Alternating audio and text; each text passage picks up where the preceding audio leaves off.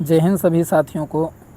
और आज हम एक टॉपिक लेकर के आए हैं रामबाण स्टैटिक जीके का, जैसा कि हमने आपसे पहले वादा किया है और 3-4 दिन पहले हमने इसकी एक डेमो क्लास ली थी, जिसमें से हमने उसमें सारी चीज़ें ब्रीफिंग के तौर पर बताई थी कि कितने टॉपिक हैं, क्या क्या हम आगे कवर करेंगे। और इस रामबाण स्टैटिक जीके का जो चौथा संस्करण आया है उसको हम यहाँ पर कवर करने वाले हैं। तो पहला जो हमारा चैप्टर है वो है नदियों से संबंधित भारत की नदियाँ, ठीक है। और इसमें हम आगे पढ़ेंगे सिंधु नदी तंत्र, गंगा नदी तंत्र, ब्रह्मपुत्र नदी तंत्र और जो प्रायद्वीप भारत की नदियाँ हों वो सारी चीज़ें कवर करेंगे।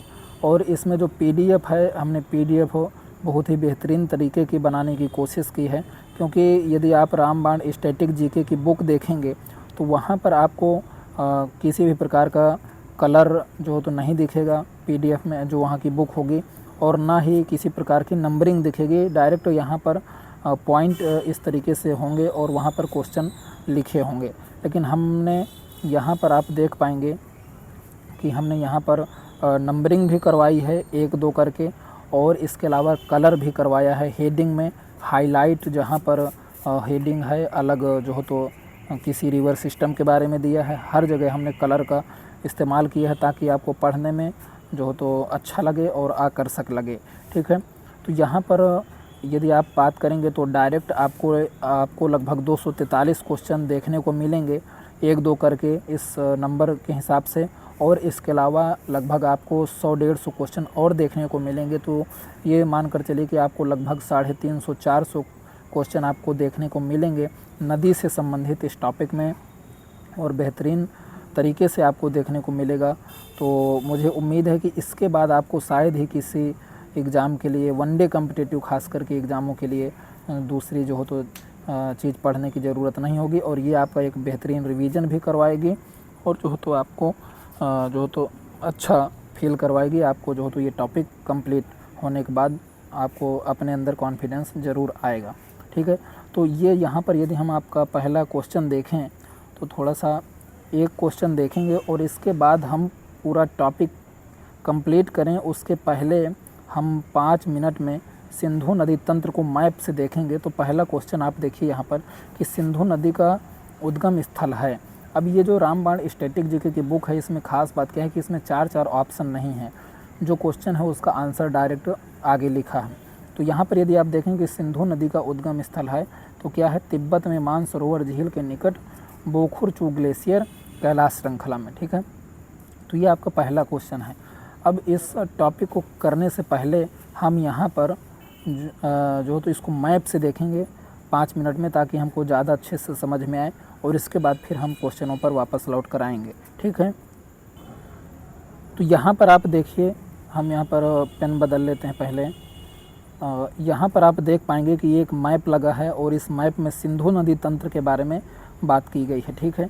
यहाँ से आप देखेंगे कि ये हमारी यहाँ से सिंधु नदी तंत्र निकल रही है बोखुरचू ग्लेशियर से, जैसा अभी पीछे लिखा था। तो ये हमारी सिंधु नदी यहाँ से होते हुए लद्दाख श्रेणी के बगल से होती हुई यहाँ से लद्दाख से पाकिस्तान में इस तरीके से जा रही है। अब इसकी जो सहायक नदियाँ हैं थोड़ी थोड़ी उन्हें देखेंगे, ठीक है। यहाँ से आपको देखने को मिलेगी कि ये आपकी सिंध नदी है, ठीक है। और यहाँ पर आपको देखने को मिलेगी ये झेलम नदी है। यहाँ से आपको चिनाब नदी, यहाँ से आपको रावी नदी, और आगे आप यदि जाएंगे तो यहाँ पर आपको ब्यास नदी देखने को मिलेगी, और यहाँ से आपको ये सतलज नदी यहाँ से आती हुई मिलती है, और सतलज नदी और यहाँ पे ब्यास नदी का संगम है। फिर इसके आगे ये नदियाँ जो तो मिल जाती हैं 5 नदियाँ, और यहाँ पर इसको पंचनद बोलते हैं। और फिर ये पंचनद आगे बढ़ करके ये हमारा जो है तो यहाँ पर सिंधु नदी में मिल जाता है, ठीक है। और सिंधु नदी में मिलने के बाद यहाँ पर सिंधु नदी में मिल जाता है, और सिंधु नदी में मिलने के बाद ये सिंधु नदी आगे बढ़ती है और इस तरफ से जा कर के ये जो तो अरब सागर में गिर जाती है, ठीक है। तो ये आपका थोड़ा सा हो गया। और इसकी सहायक नदी क्या हैं, एक सिंधु की श्योक नदी भी एक सहायक नदी है। तो यहाँ पर भी आपको ये थोड़ा सा ध्यान देना है, ठीक है। यहाँ पर कहीं पे श्योक नदी भी इसकी सहायक नदी है। अब इसको थोड़ा सा पढ़ते हैं जल्दी और इसके बाद फिर आगे क्वेश्चन कवर करते हैं। देखते हैं यहाँ पर सिंधु नदी तंत्र एशिया की सबसे बड़ी नदी तंत्र में से एक है। इसकी कुल लंबाई लगभग 3180 किलोमीटर है। यह तिब्बत, भारत और पाकिस्तान से बहते हुए अरब सागर में गिरती है। भारत में यह मुख्य रूप से लद्दाख क्षेत्र से गुजरती है। ठीक है, उद्गम और मार्ग उद्गम स्थान की बात करें तो तिब्बत में मानसरोवर झील के पास बोखुरचू ग्लेशियर से निकलती है। ठीक है, भारत में बात करें तो भारत में लद्दाख के दमचोक क्षेत्र के पास ये जो हो तो प्रवाहित होती है। ठीक है, भारत में प्रवेश करती है। मतलब दमचोक क्षेत्र जब क्योंकि ये जहाँ से निकलती है तो ये तिब्बत क्षेत्र है। तिब्बत से जब ये भारत में प्रवेश करेगी तो दमचोक क्षेत्र में, ठीक है, लद्दाख के। आगे बात करें तो समापन की बात करें तो पाकिस्तान के कराची के पास अरब सागर में गिर जाती है।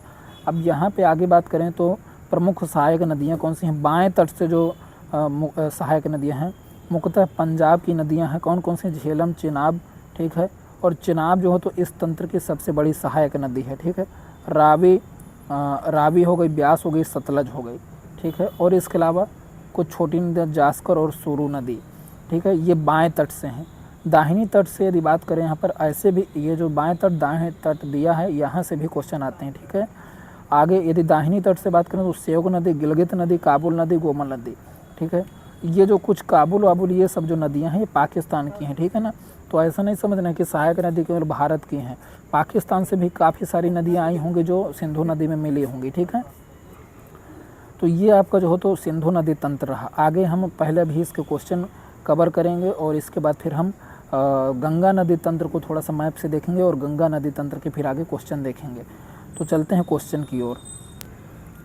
अब यहाँ पे यदि हम बात करें तो सिंधु नदी का उद्गम स्थल है तो तिब्बत के मानसरोवर झील के निकट बोखुरचू ग्लेशियर कैलाश श्रृंखला में। ठीक है, आगे यदि हम अगला क्वेश्चन 2 नंबर क्वेश्चन की बात करें तो आयतन या डिस्चार्ज के हिसाब से सिंधु की सबसे बड़ी सहायक नदी जो चंद्र और भागा जलधाराओं के मिलने से बनती है तो कौन सी है। जो चंद्र और भागा 2 नदियों के मिलने से बनती है तो वो है चिनाब नदी। ठीक है, जो सबसे ज़्यादा पानी जो हो तो सिंधु नदी को देती है तो कौन सी है, चिनाब नदी।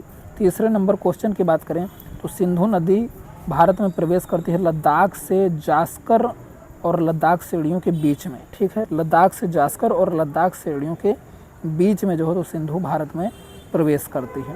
ठीक है, अब यहाँ पर मैंने जब डेमो क्लास ली थी तो उसमें मैंने बताया था कि पीडीएफ हम 2 प्रकार से तैयार कर सकते हैं।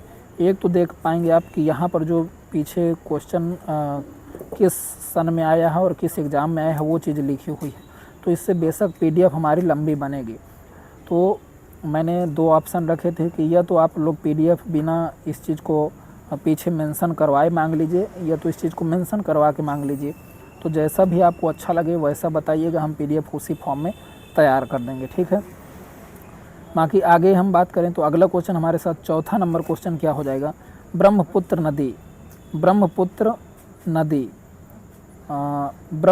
नदी और सिंधु नदी हिमालय की जिस श्रेणी से निकलती हैं। चौथा नंबर क्वेश्चन है ब्रह्मपुत्र नदी और सिंधु नदी हिमालय की जिस श्रेणी से निकलती हैं उत्तरी क्षेत्र कौन सा है, वो उत्तरी क्षेत्र। ठीक है, हिमालय का कौन सा क्षेत्र है, उत्तरी क्षेत्र। तिब्बत के मानसरोवर के झील के पास से निकलती हैं। ठीक है, ब्रह्मपुत्र और सिंधु नदी। ठीक है, 5वें नंबर क्वेश्चन की बात करें तो जास्कर, स्योक, हुंजा और नुब्रा जिसकी सहायक नदी हैं तो किसकी सहायक नदी हो जाएंगी, ये सब सिंधु की सहायक नदी हो जाएंगी। ठीक है, आगे बात करें हम यहाँ पे पंचनद, 5 नदियों की भूमि का हिस्सा पंजाब कहलाता है। क्या हो जाएगा, पंजाब। ठीक है, आगे बात करें यहाँ पर 7वें नंबर क्वेश्चन की तो 7वां नंबर क्वेश्चन हमारे साथ उत्तरी मैदान का पश्चिमी भाग जिस नदी तंत्र द्वारा निर्मित है।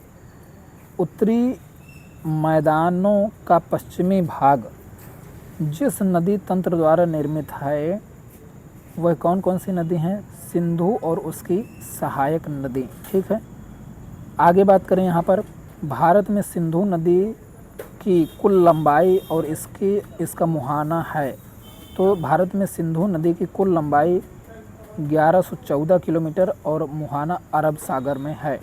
ठीक है, भारत में सिंधु नदी की कुल लंबाई 1114 किलोमीटर। ठीक है, मतलब भारत में केवल 1114 किलोमीटर के क्षेत्र में बहती है। ठीक है, आगे यदि यहाँ पे बात करें हम तो आगे हमारा हो जाएगा 9 नंबर क्वेश्चन। सिंधु जल संधि 1960 के तहत, सिंधु जल संधि 1960 के तहत भारत सिंधु जल के कितने प्रतिशत जल का उपयोग कर सकता है? तो 20% जल का उपयोग कर सकता है, ये आपका यहाँ पर लिखा हुआ। ठीक है, तो देख सकते हैं। आगे बात करें यहाँ पर सिंधु जल संधि के पश्चिमी और पूर्वी नदियाँ, सिंधु जल संधि की पश्चिमी और पूर्वी नदियाँ जो भारत को मिली नदियाँ हैं, मतलब जो भारत को जो नदियाँ मिली हैं संधि के तहत हैं, कौन कौन सी हैं? तो पश्चिमी नदियाँ कौन कौन सी हैं और पश्चिमी नदियाँ कौन कौन सी हो जाएंगी? सिंधु, चिनाब, झेलम। और पूर्वी नदियाँ कौन कौन सी हैं? रावी, ब्यास, सतलज। ठीक है, तो ये 6 नदियाँ हैं, सिंधु, चिनाब, झेलम, रावी, ब्यास, सतलज। सिंधु, चिनाब, झेलम, रावी, ब्यास, सतलज। तो ये पश्चिमी नदियाँ हैं और ये पूर्वी नदियाँ हैं। आप मैप से देखेंगे तो सारी चीज़ें आपको क्लियर हो जाएंगी। ठीक है, आगे बात करें यहाँ पर तो पंजाब में मौजूद 5 नदियाँ कौन कौन सी हैं?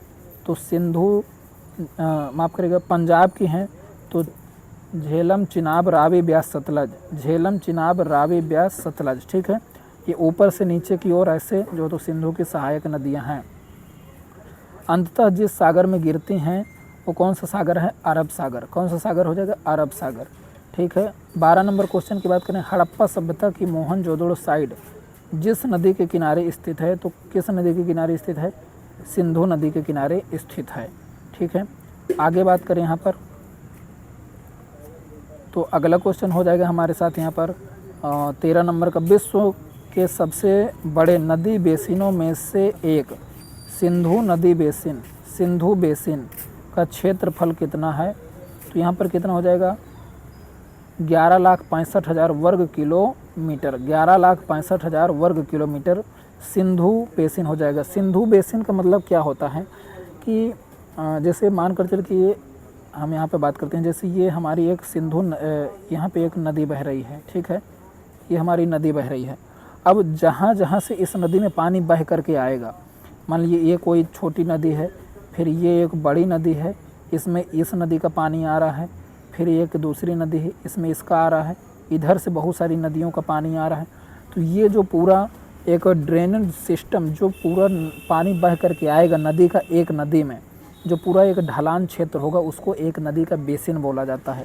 ठीक है, तो ये इस प्रकार से सिंधु नदी का जो बेसिन क्षेत्र है वो 11,65,000 वर्ग किलोमीटर है। ठीक है, आगे बात करें यहाँ पे तो 14 नंबर का क्वेश्चन है। चिनाब नदी अंततः सिंधु नदी में जिस स्थान पर मिलती है वह कौन सा है? तो कौन सा हो जाएगा? मिथनकोट, पाकिस्तान। ठीक है, मिथनकोट, पाकिस्तान। आगे बात करें यहाँ पे 15 नंबर क्वेश्चन है। झेलम, चिनाब, रावी, ब्यास, सतलज जिसकी सहायक नदियाँ हैं तो वो सिंधु नदी है। किसकी सहायक नदियाँ हैं? सिंधु की सहायक नदियाँ हैं। 16 नंबर क्वेश्चन की बात करें। चिनाब, रावी, ब्यास, सतलज और यमुना नदियाँ जिस राज्य से होकर बहती हैं हिमाचल प्रदेश है। हिमाचल प्रदेश एक ऐसा प्रदेश है जहाँ से चिनाब, रावी, ब्यास, सतलज और यमुना ये 5 नदियाँ बहती हैं। ठीक है, झेलम नहीं है इसमें। ठीक है, आगे बात करें यहाँ पर सिंधु नदी और जास्कर नदी का संगम जहाँ होता है वो कौन सा है? लद्दाख क्षेत्र में होता है। ठीक है, आगे बात करें सिंधु नदी की लंबाई उतनी ही है जितनी ब्रह्मपुत्र नदी की है। तो इन दोनों की लंबाई लगभग कितनी है? 3180 किलोमीटर, 3180 किलोमीटर। और अभी हमने पीछे क्वेश्चन में बात की थी कि सिंधु की जो भारत में जो लंबाई है तो वो कितनी है? 1114 किलोमीटर। ठीक है, टोटल लंबाई 3180 किलोमीटर, लेकिन भारत में इसकी लंबाई 1114 किलोमीटर। ठीक है, आगे यदि हम अगले क्वेश्चन की बात करें तो तिब्बत में सिंधु नदी को क्या कहा जाता है? तो सिंगी खाबान, जिसका अर्थ है शेर का मुख। ठीक है, कहा जाता है, क्या कहा जाता है? सिंगी खाबान कहा जाता है तिब्बत में सिंधु नदी को। आगे बात करें 20 नंबर क्वेश्चन।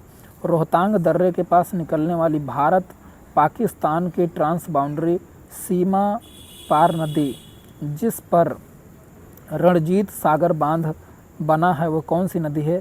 रावी नदी, ठीक है। कौन सी नदी है? रावी नदी। और कौन सा दर्रा? रोहतांग दर्रे के पास, ठीक है। तो ये चीज़ें आपको याद रखनी है। अगला क्वेश्चन है तिब्बत में लोंगचेन खबाब के नाम से जानी जाने वाली नदी जिसका उद्गम राकसताल है, कौन सी नदी है? इसको तिब्बत में लॉन्ग चेन खबाब के नाम से जाना जाता है। तो तिब्बत में सतलज नदी को लॉन्ग चेन खबाब के नाम से जाना जाता है। 22 नंबर क्वेश्चन की ओर बढ़ें तो यहाँ पर क्वेश्चन है हिमालय की हिमाचल की तीनों श्रेणियों को काटने वाली ट्रांस हिमालयी नदी कौन सी है? तो सतलज नदी है जो हिमालय के तीनों श्रेणियों को काटती है, ठीक है। तो यहाँ पर ये बात आपको याद रखनी है। हिमालय के हमारे 3 पार्ट हैं, है ना, ग्रेट हिमालय, मध्य हिमालय और निचला हिमालय, ठीक है, और एक ट्रांस हिमालय भी है। तो ये तीनों हिमालय को काट करके जो हमारी नदी आती है वो कौन सी नदी है? सतलज नदी है। ट्रांस हिमालय का हिस्सा नहीं माना जाता है, ये चीज़ भी आपको याद रखना, ठीक है। अगला क्वेश्चन है 23 नंबर, व्यास कुंड से निकलने वाली नदी जिसका प्राचीन नाम बिपाशा है, कौन सी नदी है? ब्यास नदी, ठीक है। व्यास कुंड से निकलने वाली हमारी ब्यास नदी जिसका पुराना नाम बिपाशा है, तो इसका नाम भी पूछ लिया जाता है, ठीक है, कभी कभी। अगला क्वेश्चन है व्यास नदी जो हिमालय और पंजाब से होकर बहती है वह जाकर मिलती है, किससे मिलती है? सतलज नदी से मिलती है। अभी मैंने आपको मैप में करवाया भी है पीछे, ठीक है। आगे बात करें पे सतलज की प्रमुख सहायक नदी कौन सी है? तो सतलज की प्रमुख सहायक नदी स्पीति है, ठीक है। अब यहाँ पे ऐसा नहीं है, यहाँ पर यदि सतलज नदी में ब्यास मिले तो ब्यास भी उसकी सहायक नदी है, लेकिन जो जब क्वेश्चन में आया होगा आपके पेपर में, एग्ज़ाम में, तो वहाँ पर ब्यास रहा नहीं होगा, ठीक है। तो ये चीज़ आपको ध्यान रखना है, ठीक है। आगे बात करते हैं यहाँ पे कश्मीर के वेरीनाग झरने से निकलने वाली नदी जिसका प्राचीन नाम बितस्ता है, बितस्ता या बेथ है, ठीक है, कौन सी है? कौन सी नदी हो जाएगी हमारी? झेलम नदी। कौन सी नदी? झेलम नदी। और इसके किनारे आपका हाइडे स्पीच का युद्ध भी हुआ था, याद करिए, आपको हिस्ट्री में यदि पता होगा, ठीक है। तो अगला क्वेश्चन है 27 नंबर का, किशन गंगा और पोहरो जिसकी सहायक नदियां हैं वह कौन सी नदी है? झेलम नदी, ठीक है। इन सहायक नदियों को याद करते रहिए आप बहुत अच्छे से। अगला क्वेश्चन है स्पीति नदी का उद्गम जहां है वो कौन है? कुंजुम दर्रा। कौन सा है? कुंजुम दर्रा। 29 नंबर का क्वेश्चन है बाणगंगा बाणगंगा हिमाचल प्रदेश में जिस नदी की सहायक है वह कौन सी नदी है? ब्यास। तो ब्यास की सहायक नदी कौन सी है? बाणगंगा, ठीक है। अगला अब यहाँ पे हमारा टॉपिक स्टार्ट होगा गंगा नदी तंत्र। कौन सा? गंगा नदी तंत्र, ठीक है। कौन सा? गंगा नदी तंत्र। तो अब गंगा नदी तंत्र के क्वेश्चन करने से पहले हम 5 मिनट में जल्दी से गंगा नदी तंत्र के मैप को देख लेते हैं, थोड़ा सा ब्रीफिंग में समझ लेते हैं, इसके बाद हम क्वेश्चनों की ओर पुनः लौटेंगे। अब यहाँ पे हम आगे थोड़ा सा गंगा नदी तंत्र को पढ़ेंगे। और गंगा नदी तंत्र में आपको एक चीज़ याद रखना है कि जो हमारा ऊपरी हिस्सा है जहाँ पे पंच प्रयाग हैं उसको भी थोड़ा सा समझ लेते हैं। तो यहाँ पर आप बात करेंगे, देखिए यहाँ पे हमारी अलकनंदा नदी निकलती है, ठीक है, ये हमारा बद्रीनाथ, ठीक है, बद्रीनाथ से। यहाँ पर आपकी धौली गंगा आकर मिलती है विष्णु प्रयाग में। आगे यदि हम यहाँ पे बात करें तो हमारी अलकनंदा और आगे बढ़ती है और अलकनंदा में फिर हमारे नंद प्रयाग में नंदाकिनी नदी मिलती है, यहाँ पे नंद प्रयाग में। और आगे जब अलकनंदा बढ़ती है तो हमारी यहाँ से पिंडार नदी निकल कर के आती है, वो हमारी कर्ण प्रयाग में जो तो अलकनंदा से मिलती है। फिर आगे हमारी जो तो यहाँ पे मंदाकिनी नदी इस तरफ से हमारी आती है और वो अलकनंदा में मिलती है और रुद्रप्रयाग में, कहाँ पर? रुद्रप्रयाग में यहाँ पर मंदाकिनी नदी मिलती है, ठीक है। आगे हमारी जब भागीरथी नदी आती है इस तरफ से तो हमारी देवप्रयाग में मिलती है। और भागीरथी को आपको ध्यान देना है कि ये गंगोत्री से निकलती है, ठीक है। तो कुछ सेंस में गंगोत्री को, भागीरथी को ही जो तो यहाँ पर गंगा माना जाता है जो गंगोत्री से निकलती है। लेकिन वास्तविकता में जब भागीरथी और अलकनंदा जब यहाँ से आकर के देवप्रयाग में मिलती हैं उसके बाद ही ये गंगा बनती है। ठीक है, तो ये अब हमारी यहाँ पर गंगा नदी बन चुकी है। अब हम इसको अगले मैप में देखते हैं। तो आगे मैप में यदि हम यहाँ पर देखेंगे तो यहाँ पर हम बात करेंगे तो ये हमारी यहाँ से गंगा बन चुकी है। ठीक है, देवप्रयाग से। अब यदि हम यहाँ पर बात करेंगे तो गंगा जब हमारी आगे बढ़ती जाएगी, ठीक है, तो यहाँ पे बिजनौर आएगा और बिजनौर से ये हमारी जो हो तो प्रवेश करेगी उत्तर प्रदेश में और इसके साथ ही जो हो तो समतल क्षेत्र में। ठीक है, इसके ऊपर ये पहाड़ी क्षेत्र में रहती है और यहाँ से ये समतल क्षेत्र में प्रवेश कर जाती है।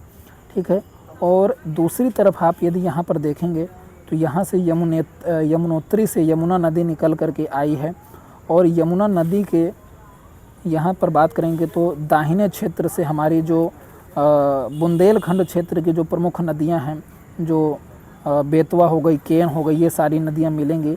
और यहाँ पर आप देख सकते हैं ये हमारी चंबल नदी है, ये निकल कर के आती है।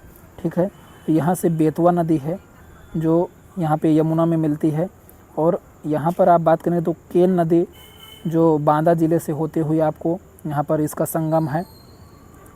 और यहाँ पर यदि हम थोड़ा सा और बात करें तो चंबल नदी हमारे बिंद क्षेत्र से है, बेतवा भी बिंद क्षेत्र से आती है, जबकि जो केन नदी है वो कैमूर पहाड़ियों से निकल कर के आती है।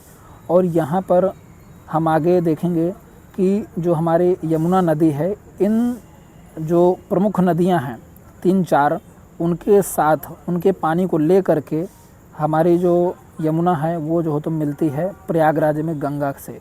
ठीक है, तो ये हमारी यहाँ पर प्रयागराज में गंगा से मिलती है। ठीक है, और यदि हम आगे यहाँ पे बात करें गंगा नदी की तो ऊपर से हमारी आती है रामगंगा कन्नौज के पास। ठीक है, जिसको इत्र नगरी के नाम से जाना जाता है। और यदि हम बात करें तो हमारी फुलहर झील से जो तो हमारी गोमती नदी आती है, जो गोमती नदी है जो एकमात्र समतल क्षेत्र से निकलने वाली यानी खेतों से निकलने वाली एक नदी है। आप यदि इसका वीडियो या कहीं पे देखेंगे तो ये एकदम से खेतों से निकल कर के आती है गोमती नदी। ठीक है, और यदि हम आगे बात करें यहाँ पर तो काली नदी हमारी आएगी, जिसको फिर आगे नाम हम लोग शारदा नदी का देते हैं। और काली नदी में घाघरा नदी मिलती है और फिर ये दोनों घाघरा नदी का नाम लेकर के छपरा में बिहार में जो हो तो गंगा के साथ संगम करती हैं। आगे बात करें तो हमारी गंडक नदी निकल कर के आती है और वो जो हो तो हमारी सोनपुर में जो हो तो मिलती है। फिर और इसके आगे बात करें तो हमारी कोसी नदी है, जिसको बिहार का शोक कहा जाता है, ये नदी हमारी आती है जो तो यहाँ पर मिलती है। यहाँ पर यदि हम नीचे से बात करें गंगा के दाहिने ओर से तो यहाँ पर सोन नदी है जो हमारी अमरकंटक की पहाड़ियों से निकल कर के आती है, तो यहाँ पर मिलती है। ठीक है, और यदि हम ऊपर से बात करें तो यहाँ पर महानंदा है जो हमारी फरक्का के पास मिलती है। और यहीं पे थोड़ी सी आगे चल कर के गंगा के 2 पार्ट में जो हो तो आगे बढ़ जाती है। एक जो हुगली के नाम से, जिसके किनारे हमारा कलकत्ता शहर है। ठीक है, और आगे जब हम इसको देखते हैं तो इसकी दूसरी शाखा जो बड़ी शाखा है वो पद्मा के नाम से आगे बढ़ जाती है। जैसे ही बांग्लादेश में पहुंचती है इसका नाम पद्मा हो जाता है। और इधर से अभी हम ब्रह्मपुत्र नदी तंत्र पढ़ेंगे तो ये हमारी ब्रह्मपुत्र नदी है और जब ये बांग्लादेश में प्रवेश करती है तो इसका नाम जमुना हो जाता है। और पद्मा और जमुना जब दोनों का मिलन होता है तो उसका नाम फिर मेघना पड़ जाता है।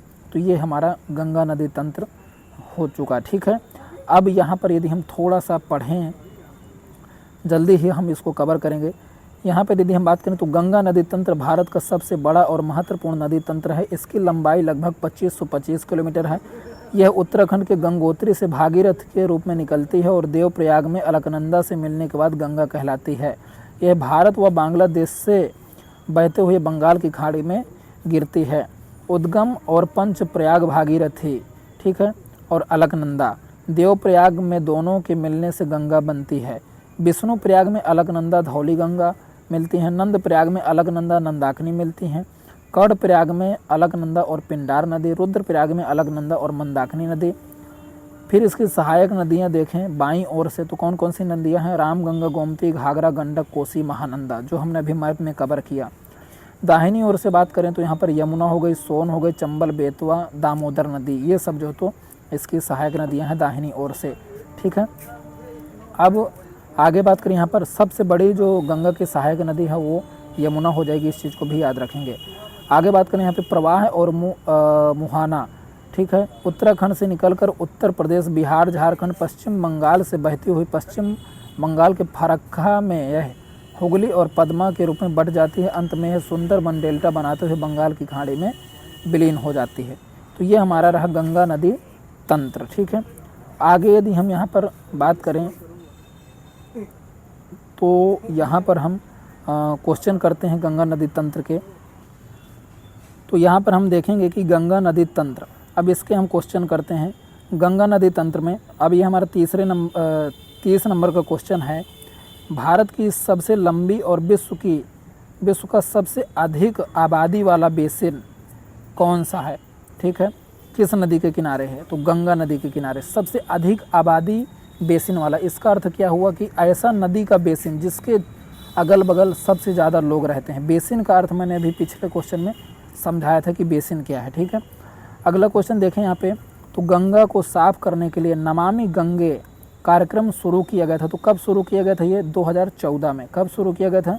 2014 में। आगे बात करते हैं यहाँ पे अवैध रेत खनन के कारण गंभीर पारिस्थितिकी क्षति के लिए चर्चा में रही नदी कौन सी है? गंगा नदी। तो ये करंट का क्वेश्चन होगा जब किसी एग्जाम में आया होगा। ठीक है, आगे बात करते हैं यहाँ पे गंगोत्री हेमनद यानी उत्तराखंड से निकलने पर और अपने उद्गम स्थल में गंगा नदी जिस नाम से जानी जाती है उसको कौन सी नदी कहते हैं? भागीरथी। ठीक है, भागीरथी। तो गंगोत्री जो उत्तराखंड में जहाँ पर ये निकलती है तो वहाँ पर इसको गंगा नदी को भागीरथी के नाम से जानते हैं। और भागीरथी और अलकनंदा का जब संगम होता है देवप्रयाग में तो वहाँ से इसका नाम गंगा होता है। ठीक है, और मैंने आपको पीछे मर्म में बताया है कि अलकनंदा किस प्रकार से जो हो तो पंच प्रयाग बनाते हुए कई नदियों के साथ आती है। ठीक है, अगला क्वेश्चन यहाँ पर बात करें। यहाँ पर देवप्रयाग में किन नदियों का संगम से गंगा का निर्माण होता है? तो कौन कौन सी हो जाएंगी? भागीरथी और अलकनंदा। ठीक है, कौन कौन सी हो जाएंगी? भागीरथी और अलकनंदा। ठीक है, तो ये आपको यहाँ पर ये देखने को मिलेगा कि आपको कई सारे क्वेश्चन जो तो बार बार वही रिपीट होंगे। और इसका लाभ ये है कि आपको यहीं पर ये काफ़ी सारी चीज़ें याद हो जाएंगी यदि थोड़ा बहुत आप मेरे साथ मैप को ध्यान से देख लेंगे और क्वेश्चन बार बार अच्छे से देखेंगे। अगले क्वेश्चन की बात करें तो उत्तरी मैदानों का निर्माण मुख्य रूप से किन नदी प्रणालियों के अवसादों से हुआ है? तो गंगा और सिंधु, गंगा और सिंधु। ठीक है, गंगा और सिंधु और इसके साथ में ब्रह्मपुत्र। ठीक है, ये जो 3 नदियां हैं उत्तर की, इनके बेसिनों से ही उत्तर के मैदानी क्षेत्रों का निर्माण हुआ है। ठीक है, आगे बात करें गंगा नदी भारत के सर्वाधिक राज्यों यानी उत्तर प्रदेश के 28 जिलों से होकर के गुजरती है। यह उत्तर प्रदेश में प्रवेश करती है कहाँ से? बिजनौर में और यहीं से समतल क्षेत्र में। ठीक है, गंगा नदी भारत में सर्वाधिक राज्यों उत्तर प्रदेश में 28 जिलों से होकर के गुजरती है। माफ़ करिएगा, 28 जिलों से होकर गुजरती है और यह उत्तर प्रदेश के बिजनौर ज़िले से उत्तर प्रदेश में प्रवेश करती है। ठीक है, आगे बात करें यहाँ पर तो अगला क्वेश्चन हो जाएगा गंगा नदी का सर्वाधिक प्रदूषक है। तो कौन सा हो जाएगा? जो हमारा सीवेज का जो पानी है, बिना उपचारित घरेलू सीवेज जिसमें कॉलीफॉर्म बैक्टीरिया पाया जाता है। अभी यदि आपने कुछ दिनों पहले एक वीडियो देखे होंगे, मुझे अब याद नहीं हो किस देश के थे, वो एक रिसर्चर थे और वो आए थे, उन्होंने देखा और उन्होंने बताया कि इसमें कॉलीफॉर्म इतना अधिक मात्रा में है कि यदि कोई टच भी कर ले, नहा भी ले, उसके भी बीमार होने की पूरी संभावना है। ठीक है, तो ये कहीं ना कहीं हमारे देश में हमारी सरकारों का और हम लोगों का एक बहुत बड़ा फेलियर है। ठीक है, जो इसके ट्रीटमेंट प्लांट जो चल रहे हैं उनमें सही से जो तो इस पानी को साफ़ किया नहीं जाता। तमाम तरीके के करप्शन के कारण पानी को बिना साफ़ किए गंगा नदी में छोड़ दिया जाता है। ठीक है, हम भी कई शहरों में रहे हैं, कानपुर और ये इलाहाबाद, हमने भी कई जगह देखा है, सब ऐसे ही हाल है। ठीक है, दूसरी बात इसके अलावा ये तो है ही है समस्या, और इसके अलावा जो भारत के लोग हैं वो इतने गंदे हैं, इसकी जितनी निंदा की जाए उतनी ही कम है। कहीं भी हम लोग जाते हैं गंदगी फैलाने में नंबर 1 होते हैं। और मैं बीच बीच में कभी कभी सफाई करने भी हम लोग जाते हैं और इस चीज़ का हम लोग संदेश भी देते हैं, कभी नदियों में कहीं भी। तो हम देखते हैं कि बेहद घटिया जो हो तो काम है हम लोगों का, वाहियात है, बहुत अधिक जो हो तो गंदगी कर रखी है हमने, चाहे झील हो, चाहे कोई डैम हो, चाहे कोई नदी हो।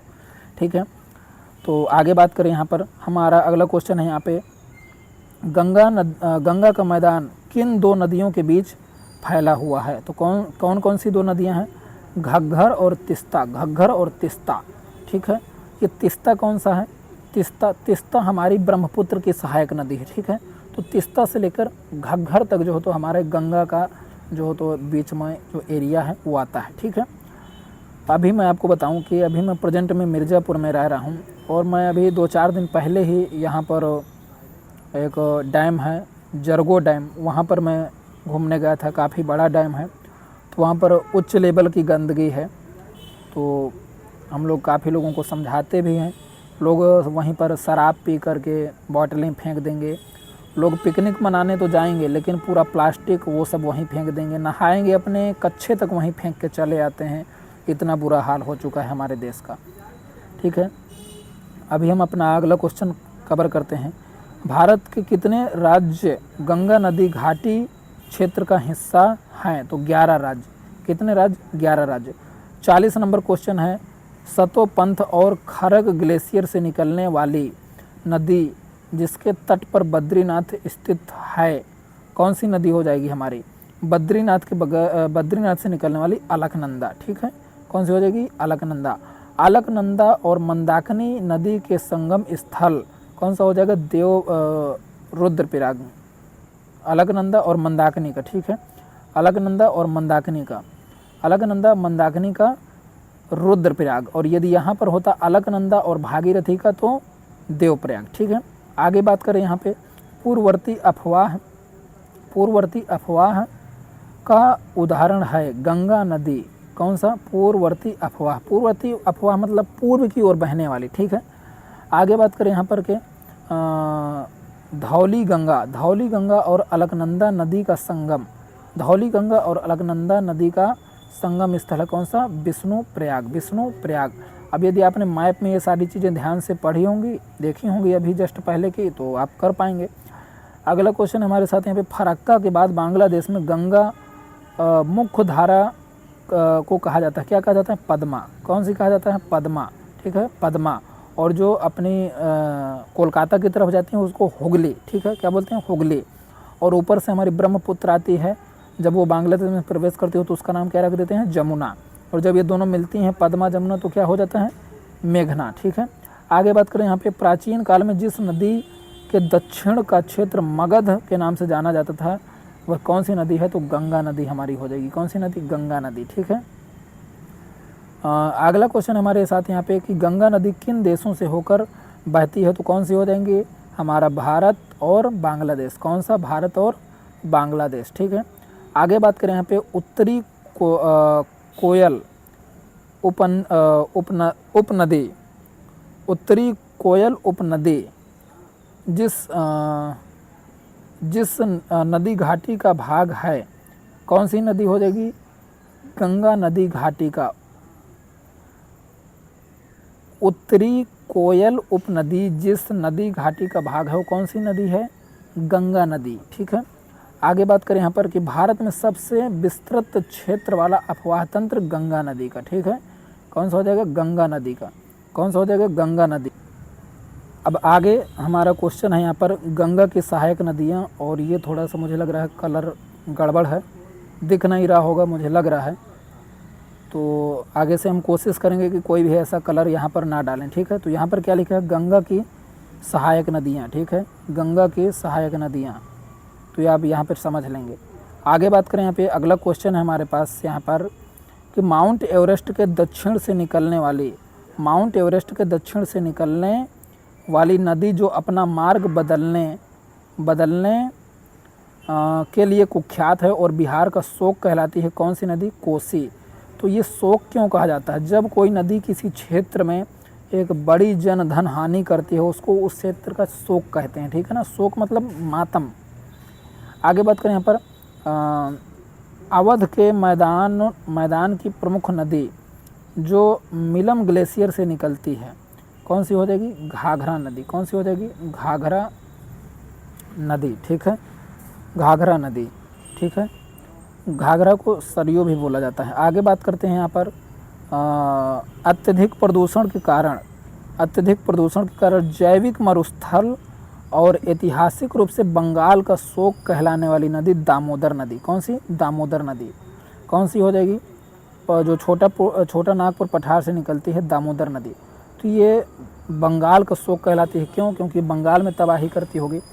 और इसको मरुस्थल क्यों कहते हैं? क्योंकि प्रदूषण इतना अधिक है कि यहाँ पर जीव जो मछली हैं और जो जीव हैं उनका सरवाइव करना बहुत मुश्किल है, मर जाते हैं। इसके कारण इसको मरुस्थल कहा जाता है, ठीक है, जैविक मरुस्थल, यानी जीव नहीं है इसमें।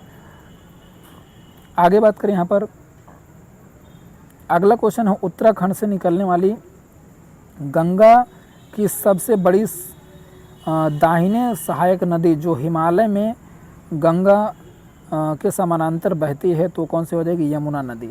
और मैप में आपने देखा भी होगा तो यमुना जो हो तो गंगा के पैरेलल बह करके आती है, ठीक है, दाहिनी ओर से, ठीक है।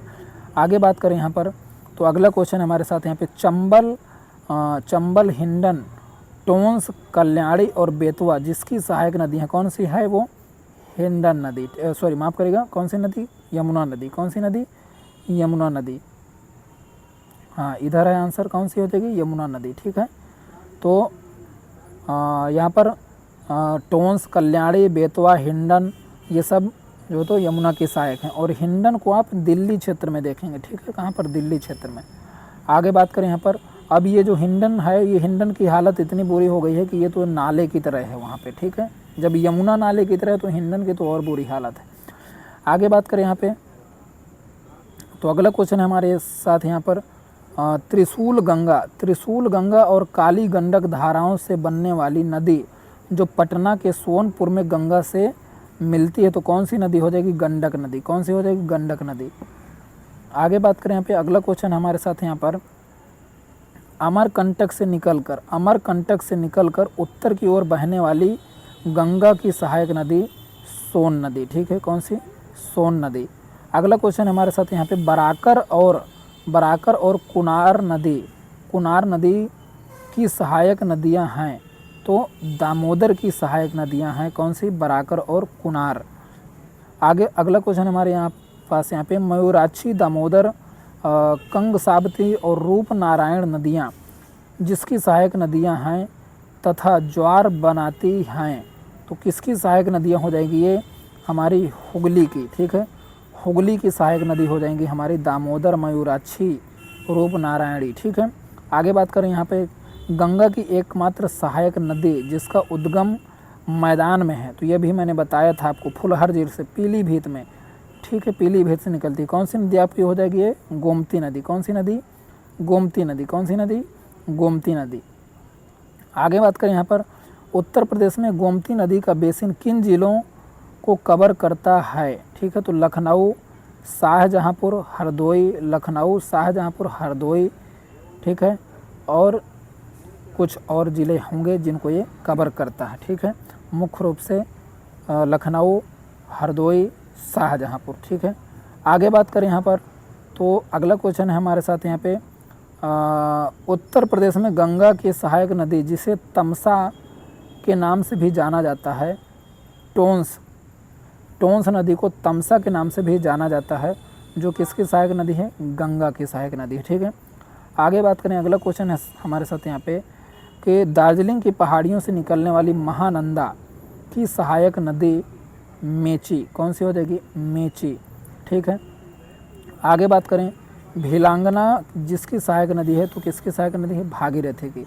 और अगले क्वेश्चन की यहाँ बात करें, यहाँ पर अगला क्वेश्चन है हमारे साथ यहाँ पे उत्तर प्रदेश की वह नदी जिसे गोरखपुर का शोक कहा जाता है तो कौन सी? राप्ती नदी को गोरखपुर का शोक कहा जाता है। और क्वेश्चन यदि आएगा कि गोरखपुर किस नदी के किनारे स्थित है, तो राप्ती नदी के किनारे। ठीक है, आगे बात करें यहाँ पर, तो अगला क्वेश्चन हमारे साथ यहाँ पे, राप्ती नदी भारत के जिस पड़ोसी देश से निकलती है, तो कौन सा हो जाएगा, नेपाल। कौन सा हो जाएगा, नेपाल। ठीक है, आगे बात करें यहाँ पर, उत्तर प्रदेश के शाहजहाँपुर की बड़ा ताल झील जिस नदी के विसर्प पर स्थित है, तो कहाँ किस नदी के विसर्प पर स्थित है, रामगंगा के। ठीक है, किस नदी के विसर्प पर, रामगंगा के।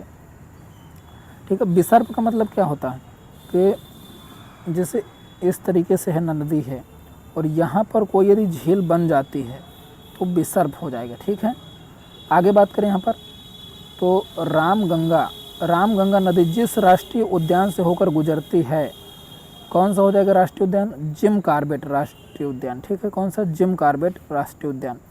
अगले क्वेश्चन की बात करें यहाँ पर, पूर्वी गंगा जहाँ से निकलती है, कहाँ से निकलती है पूर्वी गंगा, नमामि ग्लेशियर से। कहाँ से, नमामि ग्लेशियर से।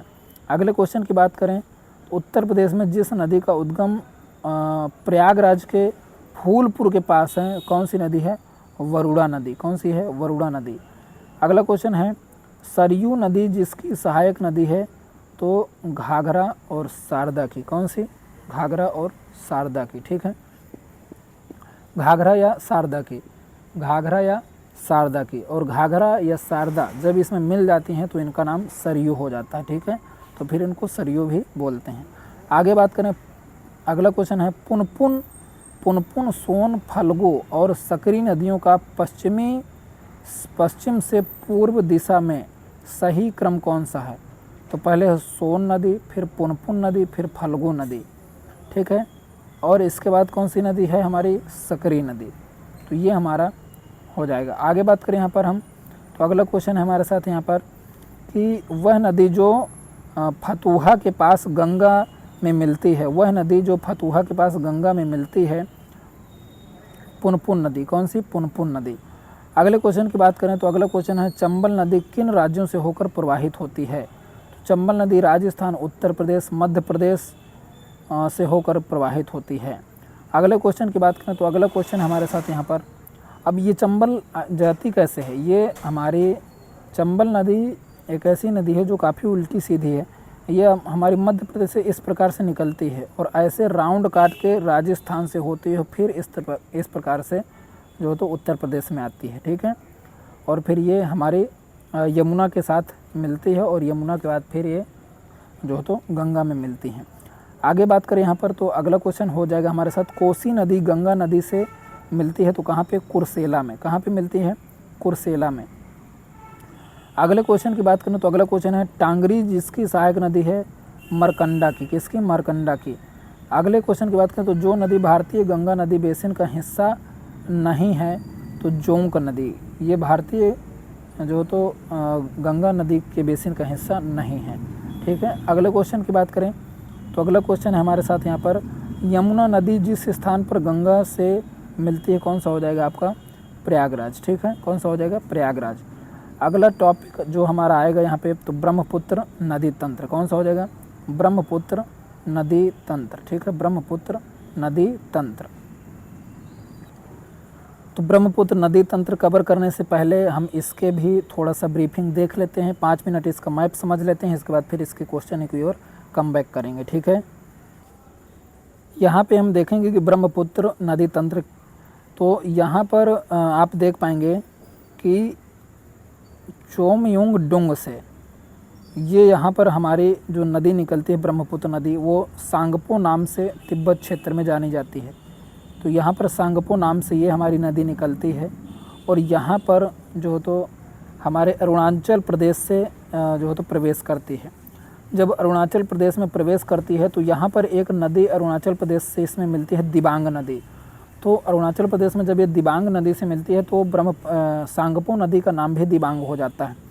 फिर और आगे हम बात करते हैं तो यहाँ पर फिर हमारी ये मिलती है लोहित नदी से, इधर से मिलती है सुबनसिरी से, इधर से मिलती है कामेख नदी से, इधर से मिलती है धनसिरी नदी से। ठीक है, और आगे मिलती है कपिला नदी से, मानस नदी से, और मिलती है हमारी संकोश नदी से। आगे हमारे ये मिलती है यहाँ पर तिस्ता नदी से, यहाँ पर ये तिस्ता नदी से। और पीछे हमने क्वेश्चन किया था एक कि गंगा नदी का जो क्षेत्र है किन दो नदियों के बीच का है, तो तिस्ता से घग्घर के बीच में, तो यही तिस्ता है, ठीक है। इधर का जो अपना एरिया है वो जो हो तो गंगा का है। तो और यहाँ पर आगे बात करें यहाँ पर, तो ये हो गया। अब यहाँ पर एक बराक नदी आपकी एक बड़ी नदी आकर के यहाँ से मिलती है, ठीक है। फिर इधर से आप देख पाएंगे कि हमारी इस तरफ से ये हमारी गंगा नदी आती है, और जैसे ही ये यहाँ से पश्चिम बांग्लादेश में प्रवेश करती है तो यहाँ से इसका नाम पद्मा हो जाता है, ठीक है। क्या हो जाता है, यहाँ से इसका नाम पद्मा हो जाता है।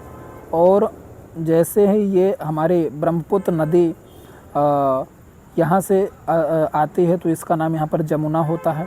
असम की तरफ इसका नाम मुख्य रूप से ब्रह्मपुत्र होता है, ठीक है। और जब पद्मा और जब जमुना मिलती हैं तो ये मुख्य रूप से हमारी जो तो मेघना नाम से जो तो आगे फेमस होती हैं, ठीक है। यहाँ पर हम बात करेंगे, अभी ये हो गया। अब इसके आगे हम थोड़ा सा इसकी ब्रीफिंग देख लेते हैं क्या है। तो ब्रह्मपुत्र नदी तंत्र के बारे में हम पढ़ रहे हैं। तो ब्रह्मपुत्र नदी तंत्र, यहाँ पर आप देख पाएंगे कि ब्रह्मपुत्र नदी एक प्रमुख नदी तंत्र है। ब्रह्मपुत्र नदी तंत्र एशिया का एक प्रमुख नदी तंत्र है। इसकी कुल लंबाई 2900 किलोमीटर है। यह तिब्बत में, भारत और बांग्लादेश में बहती है। तिब्बत में इसे सांगपो नाम से, अरुणाचल प्रदेश में दिहांग, असम में ब्रह्मपुत्र और बांग्लादेश में जमुना के नाम से जाना जाता है। और फिर यह बंगाल की खाड़ी में गिर जाती है। इसका उद्गम स्थल कहाँ पे है, तो मानसरोवर झील के पास चोंगयुंग ग्लेशियर से निकलती है। आगे बात करते हैं, पूर्व दिशा में बहती हुई ये आगे बढ़ती है तिब्बत से। भारत में प्रवेश नामचा बरवा से जो तो यू टर्न लेकर के अंदर आती है। जैसा कि हिमालय का जो रेंज है, ये हिमालय के अंतिम छोर से जो हिमालय रेंज है नंगा पर्वत से लेकर नामचा बरवा तक, तो नामचा बरवा से यू टर्न ले करके अरुणाचल प्रदेश में दिहांग नाम से प्रवेश करती है। सदिया के पास इसमें देबांग और लोहित नदियाँ मिलती हैं, तब यह ब्रह्मपुत्र कहलाती है, ठीक है। असम घाटी, असम से बहते हुए यह विस्तृत रूप लेती है और यह विश्व का सबसे बड़ा नदी द्वीप माजुली द्वीप बनाती है। आगे बात करें यहाँ पर, तो बांग्लादेश में इसे जमुना बोलते हैं। यह गंगा की जो पद्मा एक शाखा होती है से मिलकर मेघना बनाती हुई पश्चिम बंगाल की खाड़ी में समा जाती है। प्रमुख इसकी सहायक नदियों की बात करें बाएं तट से, तो बाएं तट से कौन कौन सी हो जाएंगी, दिबांग नदी, लोहित नदी और बूढ़ी दिहिंग है, ये बूढ़ी है, ठीक है। धनसिरी, कपिली। दाएं तट से बात करें तो सुबनसिरी, कामेख, ये इसी को जिया भरेली, फिर मानस, संकोच, तिस्ता, तो ये नदियाँ सहायक नदियाँ हैं। आगे यहाँ पर जो तो हम इसके क्वेश्चनों को कवर करते हैं। तो यहाँ पर हम देखेंगे अब ब्रह्मपुत्र नदी से संबंधित क्वेश्चन, और यहाँ पर मैंने PDF में कई जगह है थोड़ा सा जो कलर है गलत प्रयोग किया है, तो उसको भी हम जो PDF जब देंगे टेलीग्राम में तो उसमें हम सुधार कर देंगे। आपको PDF में देखने में कोई समस्या नहीं होगी। जो पीला कलर है वो कम विजिबल हो रहा है, तो उसको हम सुधार करके ही देंगे आपको टेलीग्राम में, ठीक है। तो यहाँ पर देखते हैं क्वेश्चन क्या है। हिमालय की सबसे बड़ी पूर्वी सीमा बनाने वाली नदी जिसका उद्गम मानसरोवर के आगसी ग्लेशियर यानी चोमयुंगडुंग के पास है, कौन सी नदी हो जाएगी हमारी, ब्रह्मपुत्र नदी हो जाएगी, ठीक है। कौन सी नदी हो जाएगी हमारी, ब्रह्मपुत्र नदी।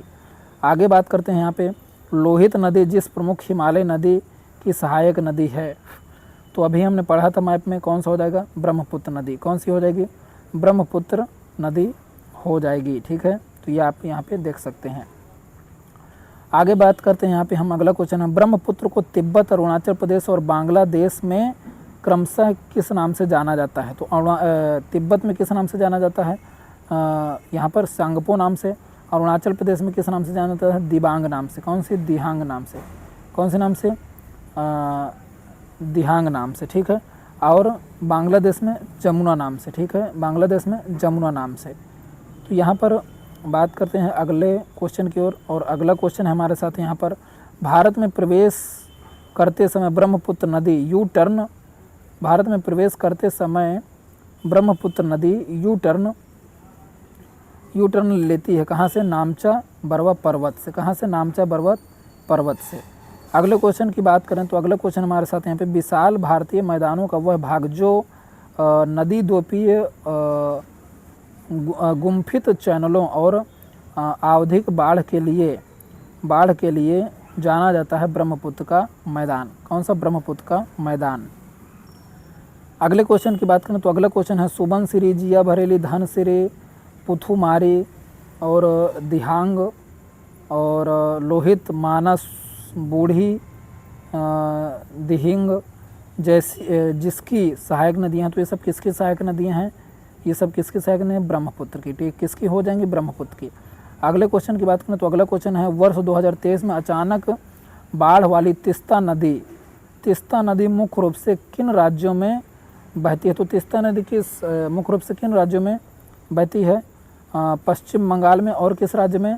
सिक्किम में। सिक्किम और पश्चिम बंगाल में बहती है। ठीक है। अगले क्वेश्चन की बात करेंगे तो अगला क्वेश्चन हमारे साथ यहाँ पे, नागालैंड की अधिकांश नदियाँ जिसकी सहायक नदियाँ हैं। तो नागालैंड और उधर के जितने भी पूर्वोत्तर के प्रदेश हैं उनके सभी की जो नदियाँ हैं सब किसकी सहायक नदियाँ हो जाएगी? ब्रह्मपुत्र की। आगे बात करें तो अगला क्वेश्चन हमारे साथ है यहाँ पे, हिमालय में पूर्ववर्ती अफवाह तंत्र किसका हो जाएगा? पूर्ववर्ती अफवाह तंत्र ब्रह्मपुत्र नदी का हो जाएगा। ठीक है, किसका हो जाएगा? पूर्ववर्ती अफवाह तंत्र ब्रह्मपुत्र नदी का है। ठीक है, यानी पूर्व दिशा का। अगला क्वेश्चन है, असम और पश्चिम बंगाल के बीच सीमा बनाने वाली नदी। असम और पश्चिम बंगाल के बीच सीमा बनाने वाली नदी संकोश नदी। कौन सी नदी? संकोश नदी। अगला क्वेश्चन है, किस नदी की प्रयोग योग्य जल भंडारण क्षमता सबसे कम है? यानी प्रयोग योग्य जल भंडारण किस नदी की हो जाएगी? ब्रह्मपुत्र नदी। ठीक है, क्योंकि इसमें ना अवसाद मिट्टी बहुत है। ठीक है, तो ये चीज़ है। आगे बात करते हैं यहाँ पे, अगला क्वेश्चन है, भारत की लाल नदी के नाम से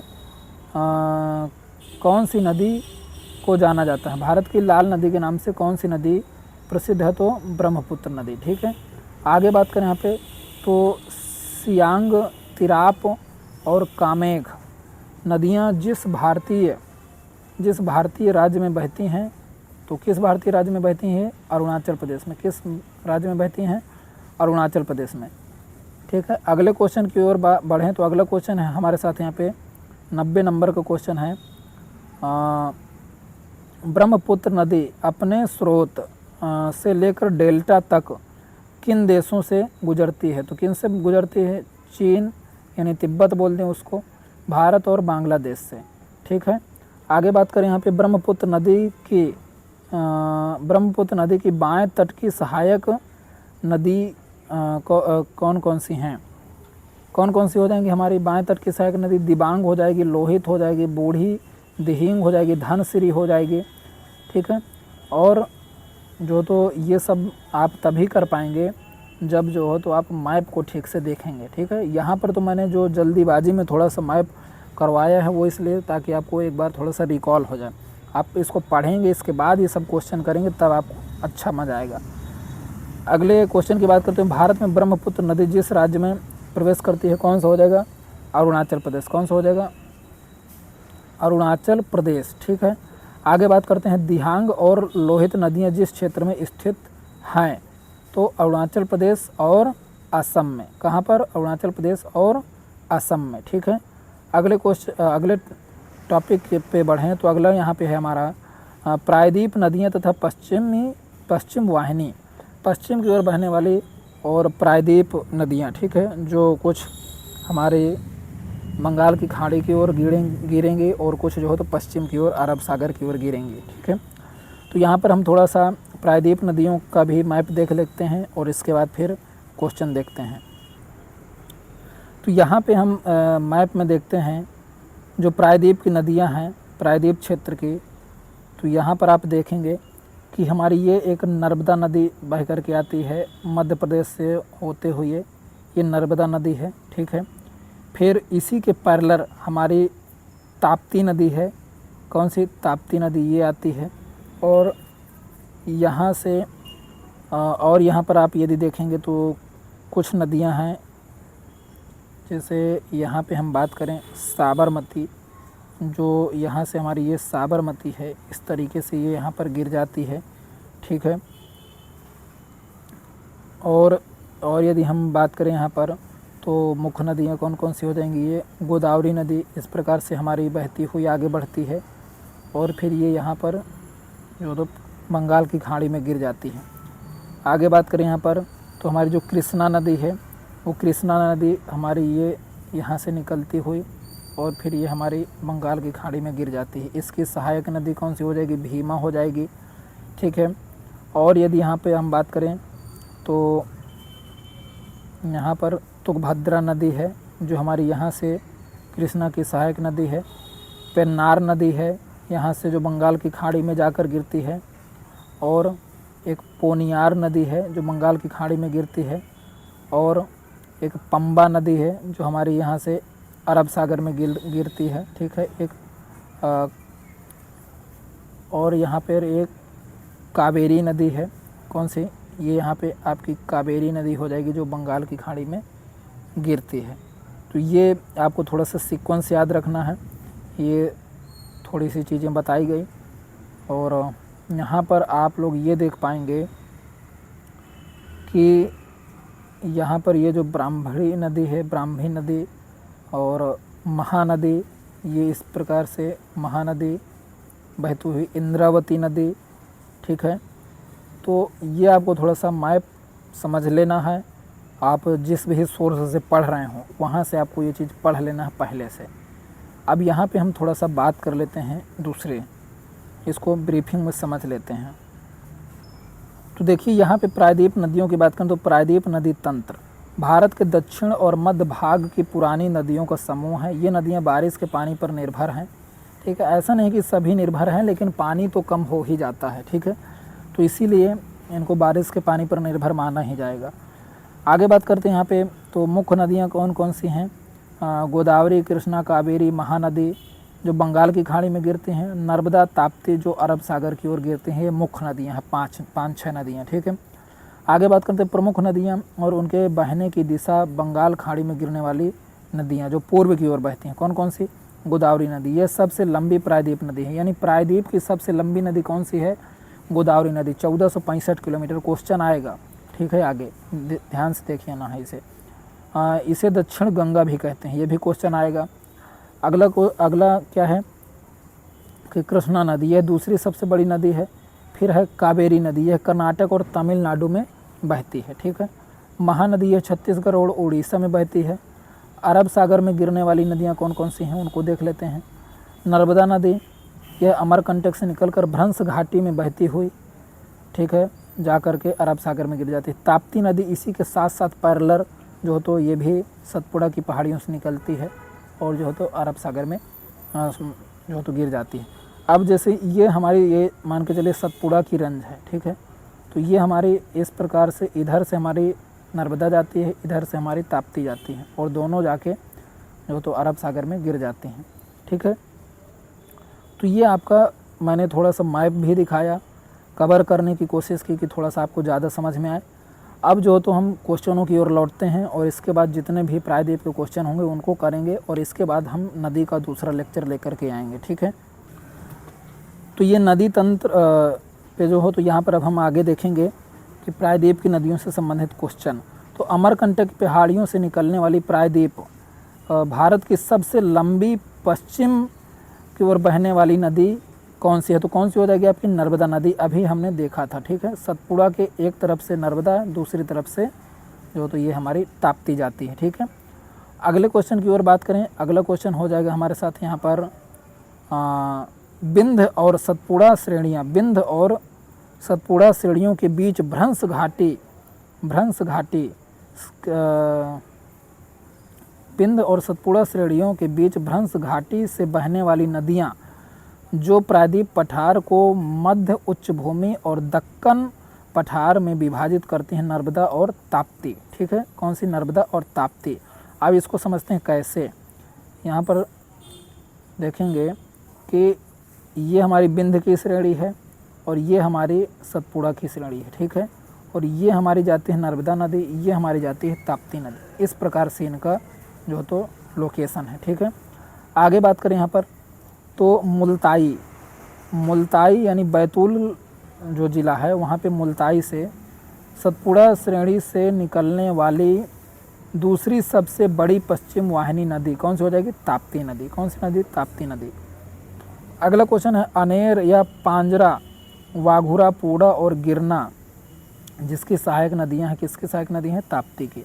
ठीक है, अगले क्वेश्चन की बात करें, वह नदी जो गुजरात की आशा कहलाती है कौन सी नदी है? नर्मदा नदी। कौन सी नदी? नर्मदा नदी। जो नदियां समुद्र में गिरते समय ज्वार नदमुख बनाती हैं कौन सी हैं? नर्मदा नदी। कौन सी हो जाएगी? नर्मदा नदी। ठीक है, नर्मदा और ताप्ती नदी। ठीक है, ज्वार नदमुख का मतलब क्या होता है कि जब पानी गिरता है तो वहाँ पर एक इस प्रकार का आकार बनता है। ठीक है, जहाँ पर अवसाद है वो सारी चीज़ें ये चीज़ बन जाती है, उसको ज्वार नदमुख बोलते हैं। आप इसको डिटेल से पढ़ेंगे तो थोड़ा सा पता चलेगा। आगे बात करें तो भारत की प्रमुख नदियाँ जो अरब सागर में गिरती हैं, नर्मदा, ताप्ती, साबरमती, ठीक है, ये सब प्रमुख नदियाँ हैं। ठीक है, इसमें 2 ही नदियाँ लिखा है, साबरमती भी है जो गुजरात तरफ से आती है। ठीक है, नर्मदा नदी की सहायक नदी तवा नदी।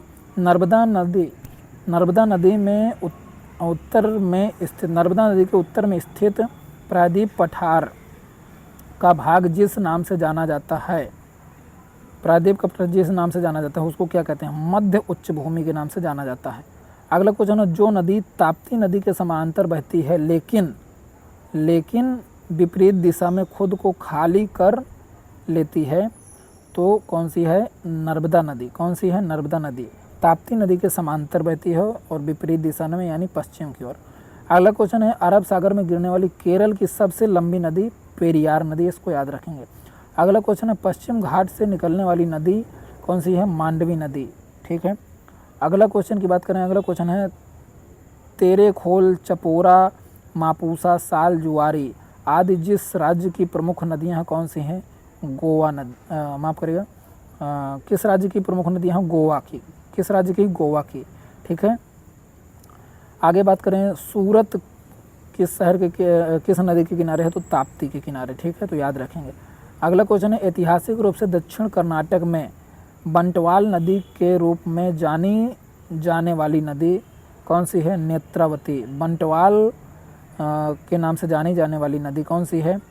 नेत्रावती नदी। अगले क्वेश्चन की बात करें तो मिंधोला नदी बहती है गुजरात में, कहाँ पे? गुजरात में। अगले क्वेश्चन की बात करें तो अगला क्वेश्चन है, सावित्री नदी जिस राज्य में स्थित है कहाँ पे? महाराष्ट्र में। महाराष्ट्र में सावित्री नाम की नदी बहती है। अगला क्वेश्चन है, जो नदी पूर्व से पश्चिम प्रवाहित नहीं होती? चंबल नदी।